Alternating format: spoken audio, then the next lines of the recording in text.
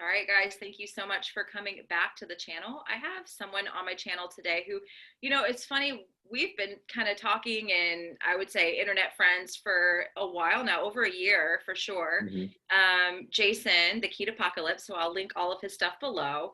But I love his story. I relate to a lot of it, and we kind of see eye to eye on a lot of stuff. So this is really cool to actually get him on my channel, talk about his journey. So, Jason, if you don't mind, go ahead and introduce everybody to you. Sure. Hello, everyone. My name is Jason Carter. I've been a nurse for 11 years now. I'm someone who struggled with obesity throughout most of my life. In fact, my highest weight was 300 pounds. I tried the vegan diet twice. The first time was a year and a half, second time was a year. I failed miserably both times. From there, I eventually found the ketogenic diet, and that did wonders for me. But I feel like once I finally stumbled upon the carnivore diet, that I was actually able to start really healing my body and transform my health as it is now. I love that. Yeah, I mean, I feel the same way. It's the vegan diet. We're all, and as a nurse, I'm sure you hear from doctors, and I feel like the health establishment is really pushing the vegan diet right now, which is why I'm like, okay, he's a nurse. He's been a nurse for 11 years. So it's not like he doesn't know anything about human physiology, doesn't know how the Mhm. human body works. He has all this knowledge, works with patients. Um, so how many of your kind of coworkers or doctors that you work with that you're seeing are really pushing this plant-based agenda right now and in the past? Almost all of them. Yeah. Almost all of them. Even now, just within my scope of practice, I'm pretty much mandated to teach my patients to follow low-fat, fat-free, fiber-rich diets. And it's hard for me to deal with because I know that runs contrary to my experience and to contrary to really objective, advanced science that's out there now. But we're still mandated to push the same dogmatic principles regardless of the fact that it's not working, regardless of the fact that we have these same patients coming back to us 3 and 6 months later, much sicker than they were before. That's got to be so hard. And I Mhm. listened to you speak with Sean Baker on MeetRx recently, and I heard you telling him that you had before with patients that were in there that were diabetic and just very bad off, kind of Mhm. quietly suggested a ketogenic diet or eating a more meat-based diet, and that you got reprimanded by your superiors. Like, didn't they even kind of threaten to suspend you for talking about that? Right. So if you recommend these diets such as low carb diet, it doesn't even have to be ketogenic carnivore. If I just simply mention, hey, you can eat fatty red meats, you can eat low carb veggies, and you may not need to rely on statins or hypertensive medications. If a doctor happens to hear me saying that to a patient, teaching that to a patient, I can actually be documented as committed malpractice or negligence to a patient because it goes against the American Dietary Association, it goes against American Diabetic Association, and all of these other institutions that have positions of authority. If I'm going against that, I can be sued for a number of different things. Wow, that's got to be so tough. I mean, Mhm. especially, I feel like our backgrounds are really similar, that weight has been a struggle for you for most of your life. And you're a smart guy, you're a nurse, you've worked hard to establish your career, your life, all of those things. And so for me, weight was always one of those things I worked on and Yeah. worked on. And I've lost 100 pounds 3 times, and I always did it with like Weight Watchers or the point system or just like a low fat, and I could never sustain that. It was just a fight and a struggle my whole life, Hmm. and Hmm. for you it sounds like it was very similar, just growing up that way and trying to read and educate yourself and do what we're being told to do. Oh yeah, I mean, I've rebounded with my weight numerous times. I tried Weight Watchers, I've tried the vegan diet, I've tried vegetarian diet, I've done juice fast, and what I noticed with all of these diets is they all work initially, like you'll drop a lot of weight very quickly.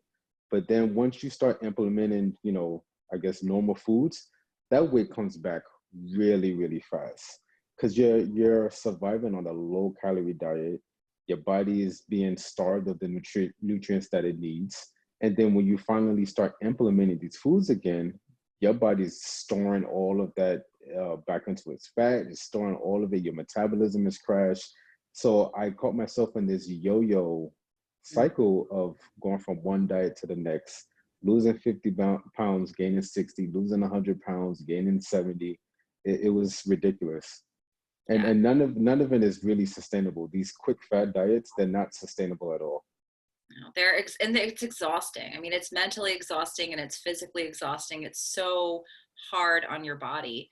Mhm. But the thing is, right now, people are very much speaking out against the ketogenic diet and saying it's a fad diet and it's not sustainable. And same with the carnivore diet, it's getting a lot of Mhm. flack for being fad and not sustainable. For you, what's the difference between kind of these like low fat diets and that big struggle that you had with all the rebounding weight, and then now with keto and carnivore? A big thing that I noticed was my relationship to food. When I was doing these low fat, fat free diets, I was still eating a lot of crappy foods, but because they were low calorie, I thought it was okay. Like it gave me, the stamp of approval. With keto and carnivore, it changed my relationship with food in the sense that it was primarily focused on nutrients. It was primarily focused on healing the body. Weight loss just so happens to be a side effect of it if you implement it correctly. Um, but these fad diets, I think the real fad diet is the plant-based diet that you see being pushed on us now, because that's something that's only been around within the last maybe 100 years, I want to say. And that's only is only made possible through a globalized industrial market. When you can import fruits and veggies from all over the world just so you can sustain your diet, that to me sounds like a fad. Yeah. Yeah, and that's the thing that, it's being pushed on us that it's healthier and it's better for the environment. And Hmm. it's like, no, because how many animals are getting killed, Right, monocropping, and the right. effect it's having on our environment, that our soil, we have like only 60 years left of soil because of this monocropping, and how much of that fruit and vegetable is not natural and it's being sprayed with glyphosate. It's like, Hmm. it's just not black and white, and Yeah. people are having all these problems with their health, and I'm sure that you're seeing that on a daily basis in your job, and that's got to be really hard, because again, that plant-based agenda is just kind of being shoved down our throats. Yeah, and people have this idea, specifically my patients, they have this idea that they can continue eating the same foods they're eating, and as long as they take this pill, it's Hmm. going to undo the damage that they've caused for the last 20, 30 years. And they don't understand just how vital diet and lifestyle play a major, major, major factor in their health. They've bought into the idea that they can just take this exam from the doctor or take this prescription, and that's going to fix everything. And I think it's a lack of education on our part, healthcare providers. It's a lack of education, and there's a lot of brainwashing that's being done by media and these science articles and food corporations. Yeah. I mean, and how many of those patients that you see that are on a pill for one problem are on like five other pills to deal with the side effects of that pill, and then another pill, and it's like, the list of medications these people are on, is it typically pretty long? Is anybody on just like one medication typically? Never, Okay. never. They usually have at least 6 or 7 different prescriptions, Yeah. and they don't mind it. That's the crazy part is they don't mind it because they like the convenience of just taking these pills. Yeah. Yeah. And then it never really solves anything. I feel like it just kind of masks those symptoms and doesn't get to the Yes. root of what's really going on. Absolutely. I always say what we do in healthcare, or what we consider to be healthcare in this country, it's not disease management. Well, it's sort of disease management. It's really managing the symptoms. Hmm. That's all it is. You're managing the symptoms to keep the person alive long enough to keep coming back, to rely on healthcare, to rely on new prescriptions. It Yeah. doesn't address the root cause of the illness. Yeah. And, so I want to know a little bit about your experience on the vegan Mhm. diet. You mentioned that you had done it twice. Mhm. Let's talk about that a little bit and contrast it to your experience with keto and carnivore. Okay. Well, the first time I went into it, it was after watching Fat, Sick, and Nearly Dead. And And then then yeah, I'm sure. Yeah, I'm sure everybody's seen that. And then there was this other documentary called Forks Over Knives, mhm. and that one really like sealed it. That was like the nail in the coffin for me. I said, all right, I'm gonna do this. I'm gonna transform my life. And I did the juice fast for about 80 days, I think. I must Oh, have wow. lost. I must have lost like 76 pounds or something like that. And I remember like I'm getting a bunch of compliments, people telling me how great I look, and I'm thinking, man, like this is really working. And in the mirror, I looked great, but inside, I felt absolutely horrible. Like I still could barely sleep. Even if I did magically get 7 hours of sleep throughout the day, I was brain fogged. I couldn't even focus. My bones hurt. My muscles ached. I was depressed. I was anxious. I was just absolutely miserable. But I still persisted on. Um, I did it as right as I could, Sarah. I ate organic seeds, organic fruits, everything local. I was eating papayas. I was making juices, smoothies. Sure, I you was, soaked everything and yeah, sprouted everything. Yeah. I soaked my almonds. I ate the tofu. I did all that nonsense. And my health just kept getting worse and worse and worse. But I ignored it because of the documentaries, because of organizations like PETA, because of the rallies that we have here in New York City for the vegan movement. I felt a part of this group, a part of this family, and it's only later that I realized it was a cult. Like veganism did absolutely nothing to improve my health. Yeah. Absolutely nothing. Yeah. Yeah, I'm with you on that. I mean, I felt like this great, like I'm doing something for the environment, I'm doing something for Hmm. my health, and I had a purse full of supplements, by the way, and Yep.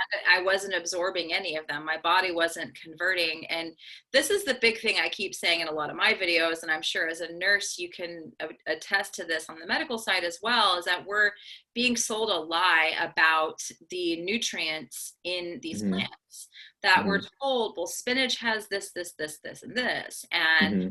carrots have your vitamin A, and we get told, but what it comes down to is your body's ability to, number one, convert those vitamins and minerals, and then number two, to actually absorb them. And Right. most of us are very poor converters. And if you can't convert it, you definitely can't absorb it. So Exactly. yeah, that's, I mean, yeah. And that's something that I had to learn on my own as actually because I was taught just like you that these veggies and fruits, they're filled with all of these beneficial nutrients and the phytonutrients and vitamin A and C and all this other stuff. And I'm drinking tons of orange juice to get my vitamin C. And it's only later that I realized there's such a thing called bioavailability. And nursing school doesn't teach us anything about that. No. These food committees, they don't teach you anything about that because big agricultural business would lose a lot of revenue if they taught you, hey, all of these nutrients, all of these plant-based foods that we're pushing on you, yeah, they have vitamin A and zinc and all of this other stuff, but are you actually digesting it? That's a completely different question. Yeah. And most people don't realize that.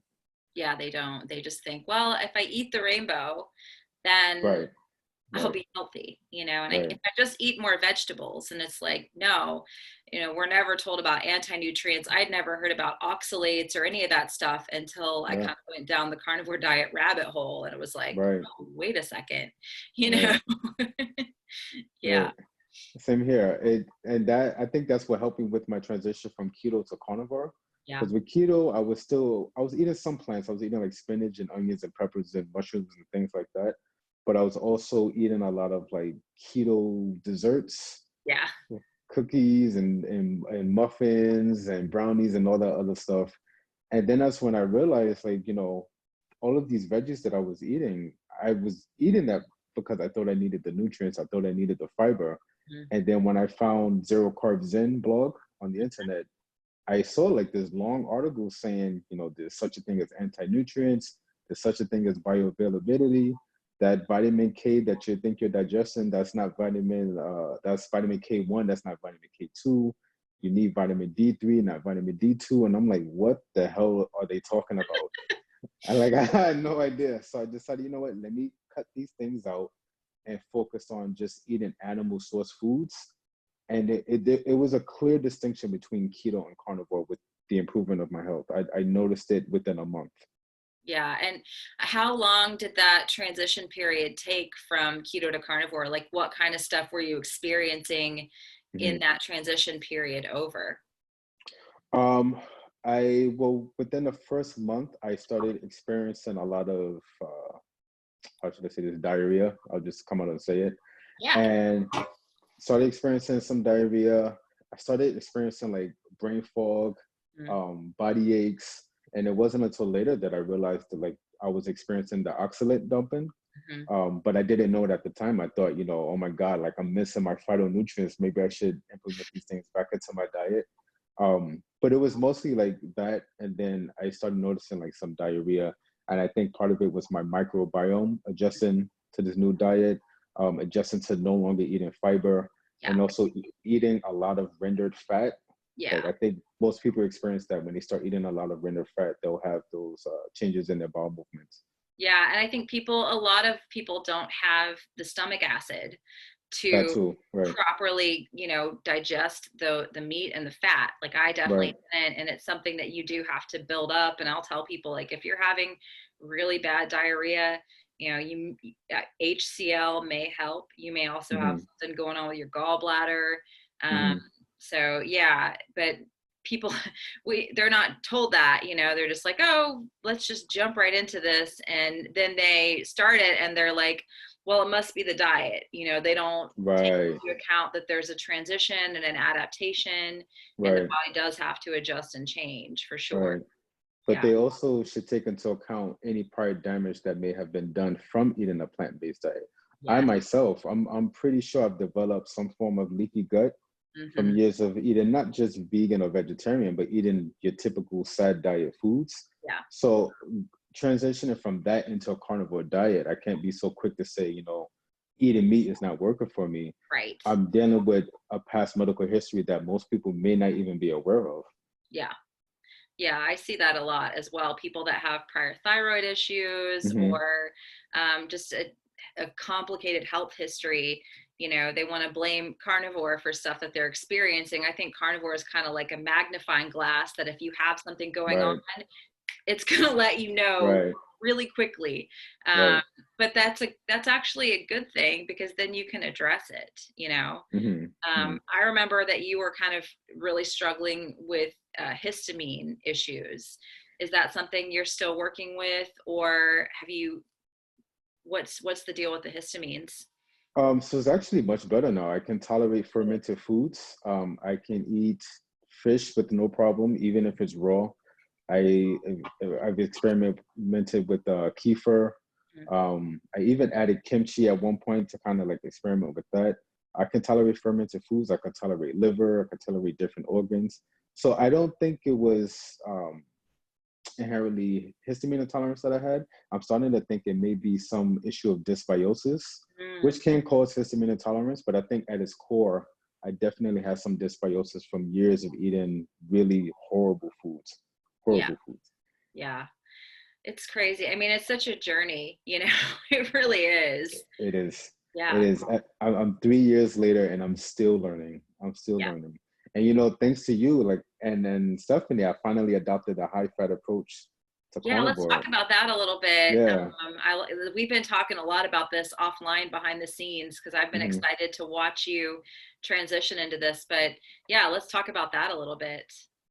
Yeah. So when I first started the carnivore diet, I followed the typical advice: eat meat, drink water. That was it.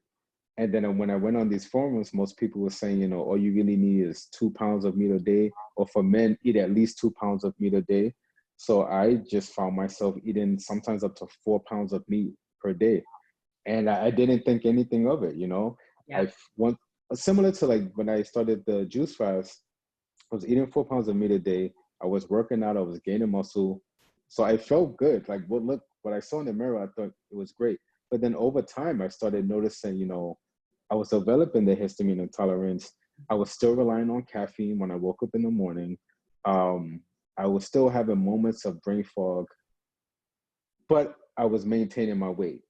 Hmm. So that like kind of compensated for everything else.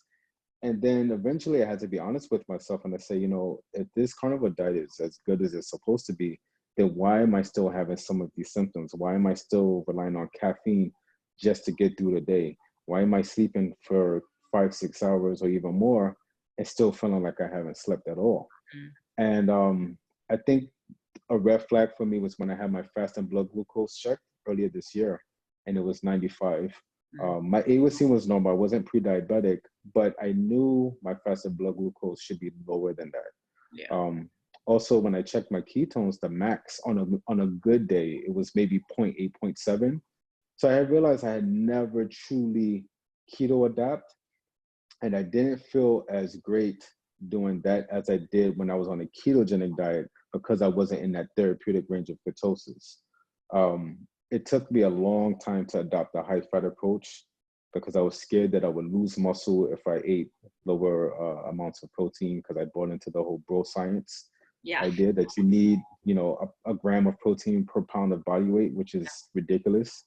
I think that's based on people who are sugar burners. Like if you're a sugar burner and you're not in a protein muscle sparing state and you're not insulin sensitive, then maybe you need more protein to compensate for that. Yeah. But I started this high fat approach maybe 4 or 5 weeks ago. About 2 weeks ago, I started getting into therapeutic ketosis. As of yesterday, I think my body's starting to like become more efficient at utilizing those ketones because I can feel it. Yeah. It's one thing to see those high ketone numbers on your glucometer, but then you actually feel it when your brain clarity is like top notch, when your energy is top notch, it's completely different. Yeah. So I'm very grateful that I started this. Oh, I'm glad to hear that. That's awesome. And I think a lot of people, you know, may be having problems with carnivore and Mm-hmm. again, kind of blaming carnivore diet when they adjusting those macros can just make such a big difference in Mm-hmm. energy and sleep and mood. Mm-hmm. All of that stuff for me, it definitely did. And I had the same issue with my fasting blood glucose. The highest ketones I ever saw was like a 0.5, unless I was Right. doing like a long fast, and then I would get ketones if I was fasting. Right.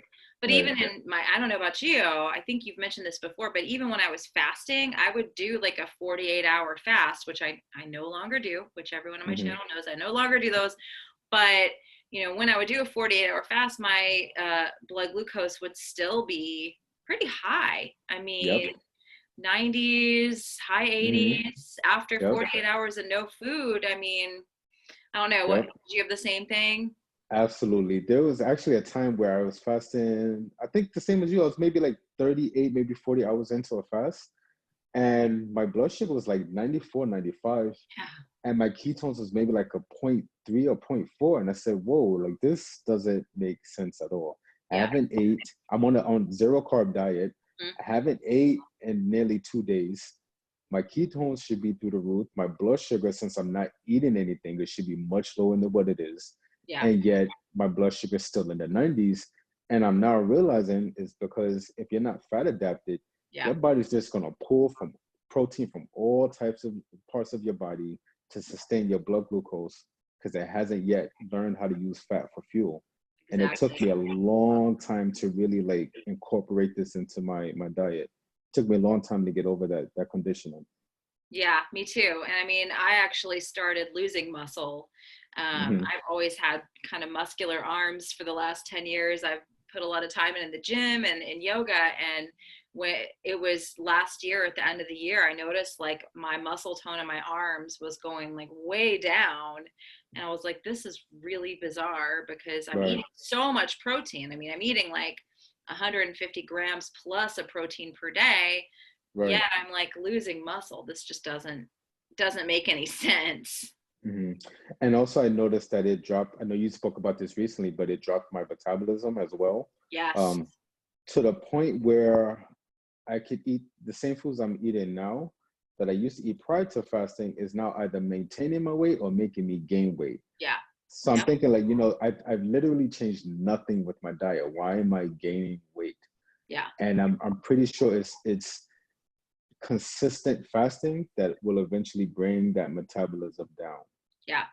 So now I'm trying to make an effort to eating like breakfast, lunch, and dinner at the very least 2 meals a day. Yeah. And it just incorporated, more physical activity to bring my metabolic rate back up. Yeah. Yeah, I mean, it's this one thing, it's kind of the dark side of fasting is I think that it definitely can lower your metabolism, even though people are going to come in and say, look at this study and look at that study and look at what this doctor Yeah, says, what that doctor says. I think you and I both kind of see eye to eye on this, like, okay, these doctors are saying this stuff, but what happened to my body? You know? exactly.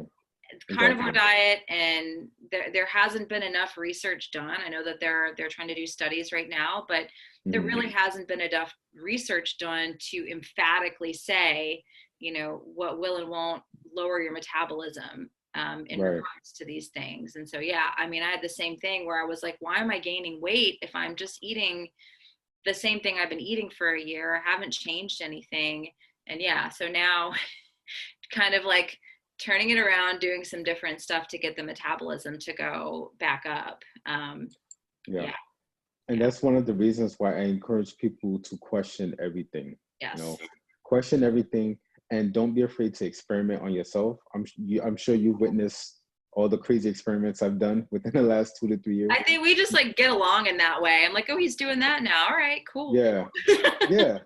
You have to experiment with yourself, but also, in my opinion, I think anecdotal experience trumps whatever study Mhm. you're going to read in the newspaper or read in a magazine. What does your anecdotal experience prove to you? Yeah, Okay, anyone with any 10, 15 letters after the name, they could say one thing, but if your experience proves another thing, me personally, I would go with my experience. yeah. Yeah, I mean, I kind of find it ironic that a lot of us come to the carnivore diet and even fasting because most other things are not working. Mm, Yet, if you start having problems or experiencing issues, people are so quick to just say, well, no, because this doctor says this and that doctor says this. And we still have this kind of like, oh, I'm not going to question it because this is person, but with letters behind their name says, um, fasting won't cause these issues. Too much protein won't cause these issues. And right. yeah, so that's the other thing that I get along with really well about you is that you're like, Mm, okay, let's test this out. Let's right. actually see how this works with my body. Right, right. And I tell people, even with me, like I'm thinking about removing registered nurse from my bio, because people will send me messages and they'll think, just because I made this transformation, they're gonna do and eat exactly what Oh I yeah. what I eat. And I'm like, it doesn't work that way. Mm-mm. We're two different people. I don't know your past medical history. You don't know mine. There is such a thing as bio-individuality. So here are some staples. Here's some core principles of a carnivore diet, but you have to fine tweak that on your own. You Yeah, can't just eat what I eat and think you're gonna experience the same results. It took yeah, me a long time, and I'm still learning. yeah, You know, just yeah, and it because changes. I feel like it yeah, keeps changing. It really does. yeah, Yeah, absolutely, yeah. absolutely. Yeah, I mean that's one of the hard things about. I know I've seen your page grow and grow and grow, and I know it will Hmm. grow even more. Is Hmm. that people look to you, and they do this to me all the time. What's a typical day of eating? Can you just like write down some of your meals for me? Can you just like tell me exactly what you eat? And I'm like, number one, I don't have time to type all that out. Right. Not to Right. do it. Number two, what I do is probably not going to be what you need to do. I mean, It's it's true. like you said, your health history, your history of dieting, your age, height, weight, activity level, how much muscle do you have on your body, Hmm. your BMR, all that stuff. It's like, it's not just cookie cutter. You just do what someone else does and then you boom, get their results. It's just not that easy. Yeah, that's an issue that I'm noticing. I mean, I'll give advice with regards to like electrolytes, the type of foods you can eat, food sources, grass-fed versus grain-fed, that whole debate. But people want like a meal plan, Yeah. Yeah. how many calories should I eat, how much protein, when should I lift weights, and I'm just like, guy, I don't know you. Yeah, I don't know who you exactly. are. Exactly. It's tough. I mean, you walk that line of like how much of what I do I want to tell people, because how literally are they going to take it? And, you know, you feel that sense of, and I know you do as a healthcare worker, you feel like that sense of responsibility of like, ultimately you do want to help people, but you know, it's hard to, you can't control how people interpret what you put out there. You just can't control what they end up doing and how they apply it. Yeah. Yeah. Yeah. And I think, especially in this country, everyone's so focused on weight loss, and Yes. they're so focused on like the vanity of looking thinner, that Yeah. they're willing to adopt anything so long as it gives them results, Yeah. without taking into regard like their health, you know, the Yeah. quality of their health, you know, over a length of time. They just want quick results. What's the quickest way I can drop 30 pounds? Yeah. How can I fit into my wedding dress? How can I fit into my jeans from high school? Yeah. They're not thinking about what's going on inside their body. Exactly. I mean, I've been pretty vocal about the fact that I've gained weight over the last 6 months. And Hmm. it's because I just finally put the brakes on this whole like obsessed with losing weight thing. And I quit doing all the fasting. I quit doing all the stuff I was doing to maintain my weight.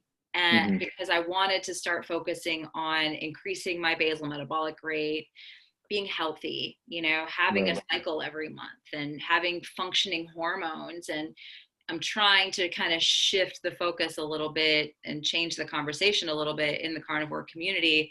Not that people aren't already doing this, but on from my platform of just being like, look, you know, you may come into this like super unhealthy with very poorly functioning hormones. Right. Do you want to drop 20 pounds, or do you want to go into menopause early? Which one? I mean, you might, Right. you can drop those 20 pounds, but yeah, do you want to hit menopause when you're 40? Because you can do that. I mean, you know, Right. it's, yeah, it's hard. And I heard you mention when you were talking with Sean Baker recently that you were working on possibly going into some kind of health coaching, or Hmm. talk about that a little bit. Yeah, so I started the Primal Health Coach Okay. Institute maybe 3 weeks ago.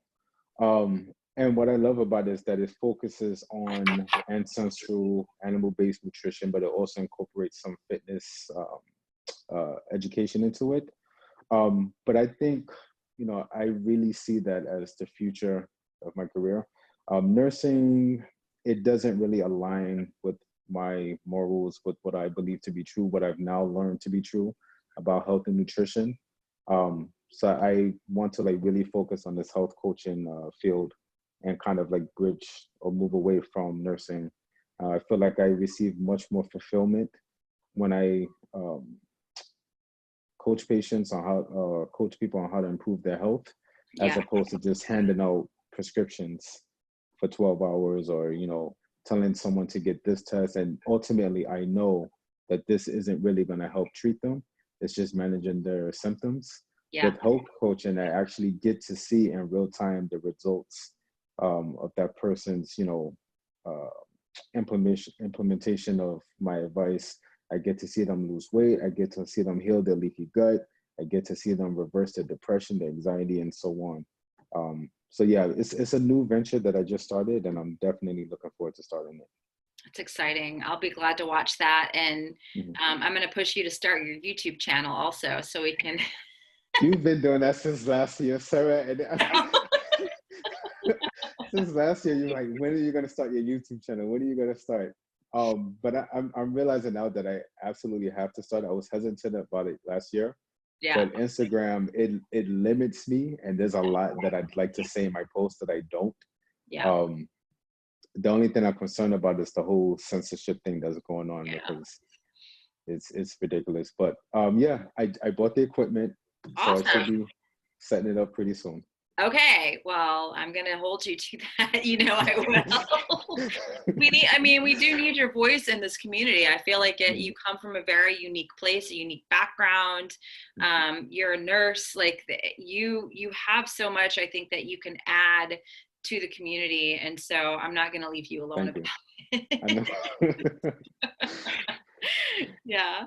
Awesome. Well, speaking of that, where can people find you if they want to find you right now and follow you? Mhm. Okay, so it's the Keto Apocalypse on Instagram, and it's slash Keto Apocalypse on Twitter. On Twitter, I'm not that much active. I kind of just share my Instagram posts on Twitter, but you can always find me on Instagram and soon to be on YouTube. Soon to be YouTube. I'm gonna hold him to that, you guys. And I'll make sure to link that stuff below so you guys can go follow him. But this has been awesome. I know we could probably talk for another like 2 hours. Yeah. But yeah, thank you guys so much for watching. This was really cool. And make sure you go and follow Jason. Thank you, guys. Thank you.